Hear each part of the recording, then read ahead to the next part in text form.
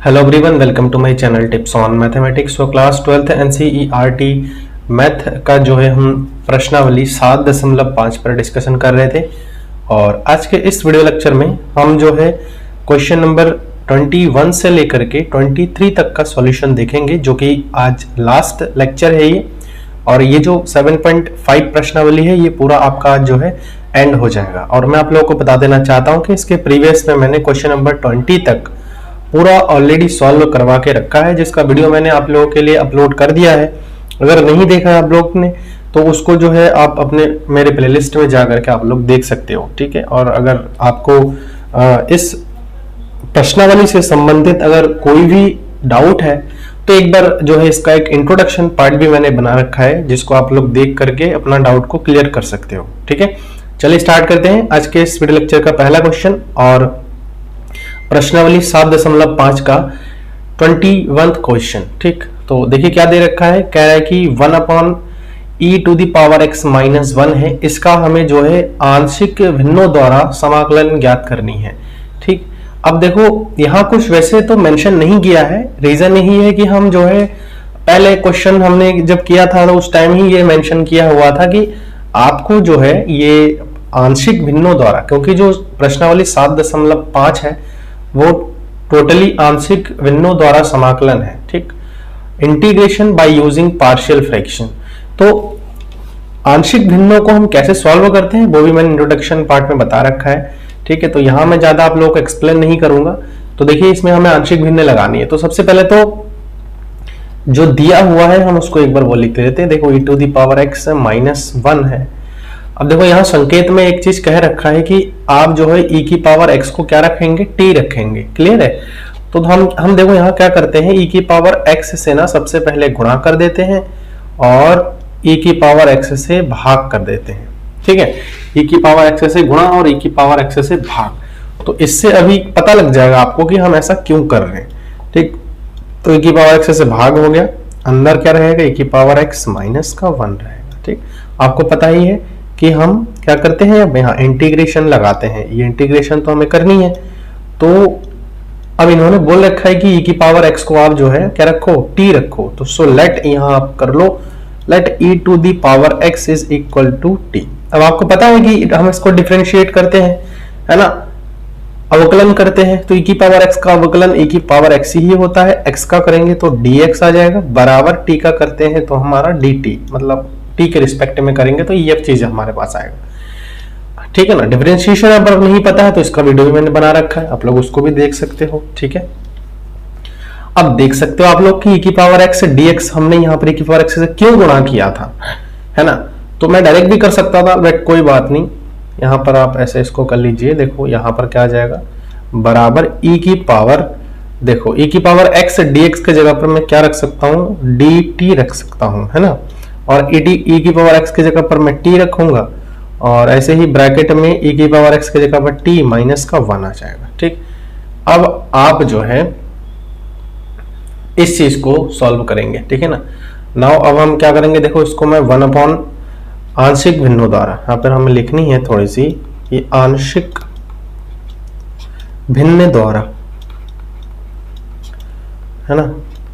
तो आंशिक भिन्न द्वारा अगर मैं सॉल्व करूंगा तो 1/t into t-1 is equal to क्या आ जाएगा, a के अपॉन में हमें पहले t रखनी है प्लस b के अपॉन में हमें t-1 रखनी है। तो आपको पता ही है कि हम एलसीएम लेते हैं और यहाँ a(t-1) plus b into t आ जाता है। अब हमें अगर b का वैल्यू निकालनी है तो बच्चों t का वैल्यू हमें 0 रखनी पड़ेगी। तो रख दो, देखो यहाँ से t बराबर 0 रखने पर रख के देखते हैं कुछ तो मिलेगा। जब हम t बराबर 0 रख रहे हैं तो 1 बराबर a और 0-1 प्लस ये तो 0 हो जाएगा, तो 1 बराबर माइनस का a। It mean a is equal to क्या आ गया हमारे पास, -1 आ गया है, ठीक है। अब हमें b का वैल्यू निकालनी है तो t इज इक्वल टू 1 रखने पर, t इज इक्वल टू 1 रखो, ऐसे इसलिए रखा है t-1 को 1 ऐसा हो जाएगा, तो ठीक है ना। तो हम t इज इक्वल टू 1 रखेंगे तो 1 इज इक्वल टू ये टोटल 0 हो जाएगा, तो 1 माइनस 1 0 हो जाएगा और b इंटू 1 हो जाएगा यहाँ। तो इसका मतलब क्या आ गया, b का वैल्यू 1 आ चुका है। अब हम क्या करेंगे, a तथा b का मान हम इसको समीकरण नंबर 1 मान लेते हैं, है ना। a तथा b का मान समीकरण नंबर 1 में रखने पर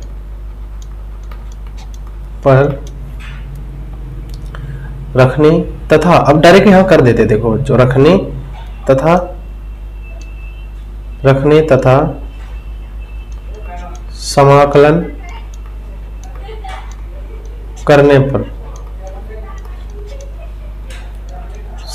करने पर तो क्या आ जाएगा, देखो यहां आप रखो integration 1 upon T into T minus 1 D T is equal to, A का वैल्यू हमारे पास क्या है, माइनस का 1 है। अब ये साथ में इंटीग्रेशन भी होता रहेगा, है ना, टी डी टी, फिर यहाँ प्लस बी का वैल्यू 1 है, 1 अपॉन यहाँ साथ में integration T minus 1 of D T.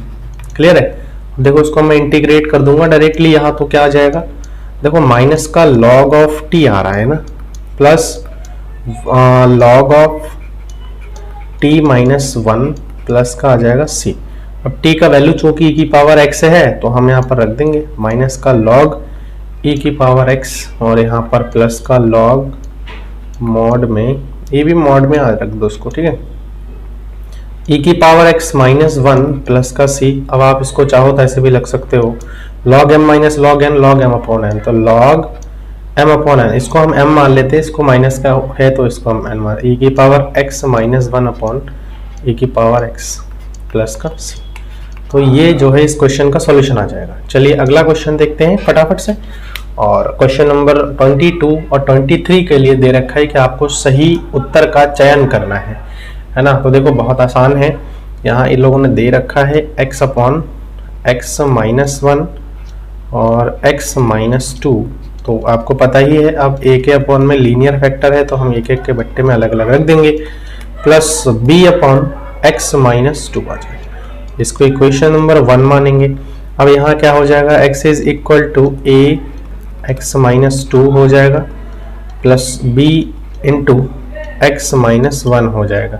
अब देखो यदि x माइनस 2 बराबर 0 करता हूँ तो x बराबर 2 आ जाएगा, है ना। तो यहाँ से आ जाएगा 2 बराबर, देखो ये टोटल 0 हो रहा है और यहाँ से b 2 माइनस 1 आ जाएगा, तो यहाँ से 2 बराबर क्या हो जाएगा 1 हो जाएगा, यानी कि b का मान कितना आया बच्चों, 2 आया नहीं। अब हम a का मान भी ऐसे ही निकालेंगे, ठीक है। अब हम क्या करेंगे, x यदि अगले स्टेप में हम यहाँ लिखेंगे यदि x minus 1 is equal to 0 तो x इज इक्वल टू 1, इसका मतलब यहाँ 1 is equal to a 1 minus 2, और ये पार्ट देखो 1 माइनस 1 ये टोटल 0 हो जाएगा, तो 1 इज इक्वल टू माइनस का a, this imply a is equal to minus का 1 आ जाएगा। क्लियर, a बराबर क्या आ गया, माइनस का 1 आ गया। अब देखो हम a तथा b का मान हम क्या करेंगे, अब समीकरण नंबर किस में रखेंगे, 1 में रखेंगे। a तथा b का मान समीकरण 1 में रखना, है ना, रखने तथा समाकलन करने पर, है ना, ऐसा लिख देते हैं, समाकलन करने पर, ठीक है, समाकलन भी कर देंगे साथ में। तो देखो इंटीग्रेशन हमारे पास क्या है, x dx बट्टा x minus 1 x minus 2 is equal to, a का वैल्यू हमारे पास क्या है, माइनस का 1 अपॉन क्या आ जाएगा, x minus 1 dx plus integration b का वैल्यू कितनी आई है, 2 आई है, और यहाँ क्या हो जाएगा x माइनस 2 dx, ठीक है। अब हम इंटीग्रेट कर देंगे, माइनस का log मॉड में x माइनस 1 प्लस का आ जाएगा यहाँ पर 2 log मॉड में x माइनस 2 प्लस का सी है ना। अब यहाँ माइनस का लॉग मॉड में x माइनस 1 प्लस यहाँ देखो 2 ऊपर आ सकता है ना, तो लॉग यहाँ पर हो जाएगा x माइनस 2 का होल स्क्वायर, ठीक है, प्लस का c। ऐसा मैंने इसलिए किया है क्योंकि लॉग देखो ऐसा फॉर्मूला होता है, लॉग अगर m की पावर n करता हूँ तो n लॉग m हो जाता है, मतलब सामने वाला पावर में आ जाता है, तो सामने वाला हमारा क्या आ गया, जस्ट पावर में आ गया है। तो अब यहाँ पर हम ऐसा लिख सकते हैं log m minus log n, तो log m ही हो जाएगा, n हो जाएगा माइनस में, तो log यहाँ पर हो जाएगा हमारे पास मॉड में x माइनस 2 का whole square divided by x minus 1। आप चाहो तो उसको ऐसे लिख सकते हो, कोई ऐसी इशू नहीं है, क्योंकि हमें आंसर के साथ अब मैच भी करनी पड़ेगी।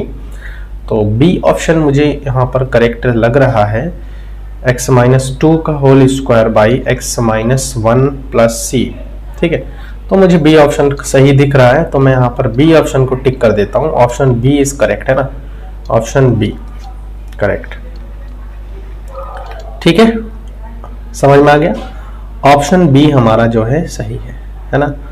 देखो आसान है हर चीज, कोई इसमें जो है ऐसा क्वेश्चन नहीं है कि आप नहीं कर पाओगे, क्योंकि ये मेथड आप लोगों को मैंने सब बता रखा है ना, कि कैसे हम सॉल्व कर सकते हैं। बस आपको पार्शियल फ्रैक्शन का प्रयोग करनी पड़ेगी। अब देखो यहाँ क्या है हमारे पास, यहाँ पर है 1/x into X square plus का 1 है, ठीक है, एक्स स्क्वायर प्लस का 1 है। तो देखो यहाँ आप देख सकते हो कि ये जो हमारे पास पहला तो ठीक है, इसमें x की पावर 1 है, बट दूसरा वाला जो हम यहाँ पर देख रहे हैं द्विघात समीकरण है, द्विघात समीकरण है, लेकिन इसको हम तोड़ नहीं सकते हैं, इसका हम फैक्टर नहीं कर सकते, इसको हम रेखीय गुणनखंड में नहीं तोड़ पाएंगे। तो ये तरीका भी मैंने आप लोगों को बताया था, इसको आप a के अपॉन में तो ये रख दो x प्लस, जिसको नहीं तोड़ सकते उसके लिए हम bx प्लस c के रूप में ऐसे लिखते हैं, और पूरा जो फैक्टर है उसको हम ऐसे लिख देते हैं। इसको समीकरण नंबर 1 मान लीजिए। तो यहाँ से क्या हो जाएगा, 1 इज इक्वल टू, अगर मैं लॉसपा लेकर के जस्ट सॉल्व करूंगा तो ए एक्स स्क्वायर प्लस 1 आ जाएगा, प्लस बी एक्स प्लस सी इंटू एक्स आ जाएगा। अब हम x बराबर अगर मैं 0 रखता हूं बच्चों, ठीक है, x बराबर मैं अगर 0 रखता हूं, एक ब्रैकेट है, तो हमारा a का मान आ सकता है। देखो यदि x बराबर 0 तो हमारा 1 इज इक्वल टू यहाँ a इंटू 0 प्लस 1, और ये 0 ये सब 0 हो जाएगा, तो यहाँ से a is equal to totally हमारे पास क्या बचेगा, 1 बचेगा। a का मान आ चुका है। अब देखो मैं अगर x का मान 1 रखता हूं, अगर मैं x का मान 1 रखता हूं तो क्या आ जाएगा, x बराबर 1 रखने पर, तो x बराबर 1 रखने पर, तो x बराबर 1 रखो तो क्या हो जाएगा, 1 बराबर a, यहां हो जाएगा 2 प्लस यहां हो जाएगा b प्लस c, ठीक है, ये आ जाएगा। तो यहां से देखो a का मान तो हमारे पास 1 आ रखा है, नहीं कि ये 2 प्लस b प्लस c हो जाएगा, तो यहाँ से माइनस का 1 बराबर b प्लस सी हो रहा है, ठीक है। अब इसको हम ना, इसको एक स्मॉल ए मान लेते हैं क्वेश्चन नंबर। अगेन हम जो है x बराबर -1 रखते हैं, रखने पर क्या मिलेगा, देखो यहाँ हम 1 इज इक्वल टू सीधा हम रख देते हैं अपना, क्या आ जाएगा, 1 इज इक्वल टू a। अब देखो -1 का स्क्वायर करेंगे तो +1 हो जाएगा, सिंपल, यहाँ भी 2 आना ही है, प्लस यहाँ पर हो जाएगा हमारे पास माइनस का b प्लस का c, और ये भी हमारे पास माइनस का 1 हो जाएगा। तो 1 इज इक्वल टू 2a, और यहाँ पर क्या आ जाएगा, प्लस का b माइनस का c आ जाएगा, है ना। तो 1 इज इक्वल टू यहाँ देखो 2a है ना, तो a का मान हमारे पास 1 है, ये हो गया बराबर b, सॉरी प्लस यहाँ पर b माइनस सी आ जाएगा, तो ये हो जाएगा माइनस का 1 बराबर b माइनस का c। ये इस क्वेश्चन नंबर हमारा स्मॉल b हो जाएगा। अब हम क्या करेंगे, समीकरण नंबर स्मॉल a और स्मॉल b को जोड़ देंगे, small a plus small b add कर रहे हैं हम, ठीक है, यहाँ पर शॉर्ट मैंने लिख दिया है, जोड़िए। तो माइनस माइनस तो सबसे पहले ये प्लस हो जाएगा, प्लस का 2 हो जाएगा, देखो ये -1 ये -1 प्लस माइनस का 2 हो जाएगा, और ये b यहाँ पर प्लस का b, तो 2b हो जाएगा। सिंपली हम जोड़ रहे हैं तो यहाँ पर कुछ ऐसी नहीं है, माइनस का c और प्लस का c घट जाएगा, तो यहाँ b का जो मान आया वो हमारा -1 आया। ठीक है, अब हम क्या कर सकते हैं भैया, b का जो मान है ना, b का मान हम किसी भी समीकरण में रख देंगे तो a का मान c का मान भी निकल जाएगा। b का मान समीकरण नंबर किस में रखेंगे, a में रख दो। a में रखो तो -1 इज इक्वल टू b का वैल्यू -1 है, प्लस का c ये इधर आ जाएगा, है कि नहीं, ये इधर आ जाएगा, तो प्लस का 1 यानी कि c का मान जो हमारे पास अल्टीमेटली निकल के आ रहा है वो है 0। ठीक है ना, c का जो मान निकल के आ रहा है वो हमारा क्या आ रहा है, 0 आ रहा है। अब देखो a का मान तो हमारे पास प्लस का 1 आया है, और जो b का मान आया है वो हमारे पास -1 आया है, और जो c का मान आया है वो 0 आया है। तो हम यहाँ पर क्या करेंगे, यहाँ पर हमें अब लिखनी पड़ेगी कि हम जो a, b और c का मान है उनको हम अब समीकरण नंबर 1 में रखनी है। ठीक है, रखनी है और इंटीग्रेशन भी करनी है। तो यहाँ पर हम लिख देते हैं, देखो यहाँ पर लिखते हैं a, b तथा c का मान समीकरण नंबर 1 में रखने पर। ठीक है, तो 1 में हम अगर रखते हैं, देखो हमारे पर रखने पर तथा समाकलन करने पर, ऐसे लिख लेते हैं ना, रखने तथा समाकलन करने पर।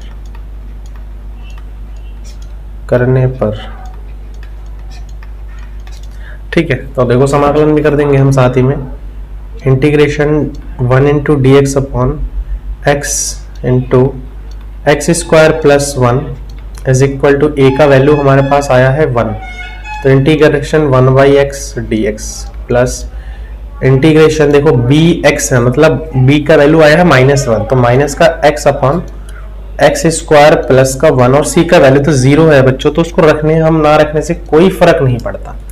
ठीक है, तो चलो अब इसको हम डायरेक्ट इंटीग्रेट और सॉल्यूशन करते हैं। और देखो हम एक्स स्क्वायर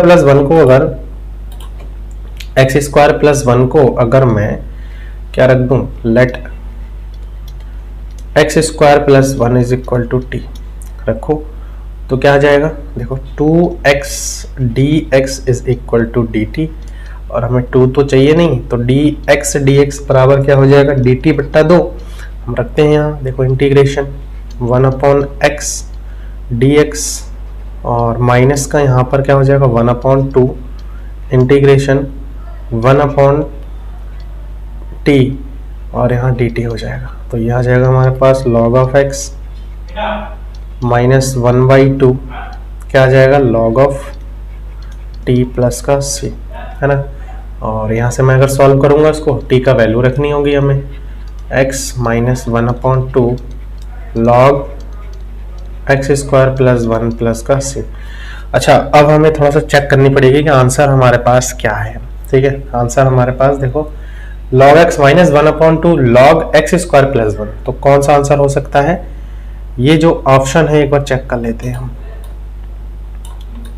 कौन सा ऑप्शन है, log x minus 1/2 log x square plus 1 plus c, ये भी नहीं हो सकता, यहाँ प्लस है, ये यहाँ माइनस है, ये दोनों ही प्लस है, तो कहीं ना कहीं ए ऑप्शन जो है हमारा सही है, तो ऑप्शन ए जो है हमारा करेक्ट होगा।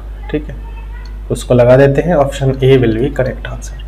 तो आई थिंक ये जो तीनों क्वेश्चन हमने आज के इस लेक्चर में डिस्कशन किया है वो आप लोगों को समझ में आ गया है। ठीक है, वीडियो सही लगे तो इसको आप लोग जो है लाइक करिए, और चैनल पर अगर नए हैं तो इसको आप लोग जो है सब्सक्राइब करिए। ठीक है, साथ ही साथ नोटिफिकेशन बेल को भी प्रेस कर दीजिए, ताकि हर रोज जब मैं वीडियो डालूं तो पहले आपके पास पहुंचे। ठीक है, और मेरा चैनल अगर आप लोगों के लिए हेल्पफुल है तो इसे आप लोग जो है अपने दोस्तों के साथ भी शेयर करिए। ठीक, ताकि उनको भी आपके द्वारा और मेरे द्वारा जो है छोटा सा मदद हो सके। सो मिलते हैं नेक्स्ट वीडियो में। Thank you so much.